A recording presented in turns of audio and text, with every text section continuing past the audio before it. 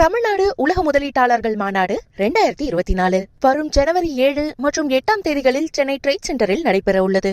சென்னையின் பல இடங்களில் மழை பெய்து வருகிறது. கூடுதல் விவரங்களை செய்தியாளர் சுரேஷ்குமார் வழங்குகிறார். சுரேஷ்குமார், அடுத்த 3 மணி நேரத்திற்கு மழை இருக்கும் என்று கூறப்பட்டிருந்தது. சென்னையின் எந்தெந்த பகுதிகளில் முக்கியமாக மழை பெய்து வருகிறது? பூங்குழலி, சென்னையை பொறுத்தவரையில் காலை முதலே லேசான மழை தொடங்கி இருந்த நிலையில் தற்போது பலத்த மழை பெய்து வருகிறது. தற்போது நாம் இருக்கக்கூடிய இந்த கிண்டி பகுதியில் தான் சுமார் 1 மணி நேரமாக பலத்த மழை கொட்டிக் கொண்டிருக்கிறது. அதே போன்ற அடையார் பகுதி, சென்னை விமான நிலைய பகுதி, இந்த நந்தம்பாக்கம் பகுதி, போரூர், வலசரவாக்கம், அதேபோன்று ஈக்காட்டு தாங்கல், அசோக் நகர், தியாகராய நகர் உட்பட சென்னையின் பல்வேறு இடங்களில் சுமார் 1 மணி நேரத்துக்கு மேலாக பலத்த மழை பெய்து வருகிறது. பூங்குழலி,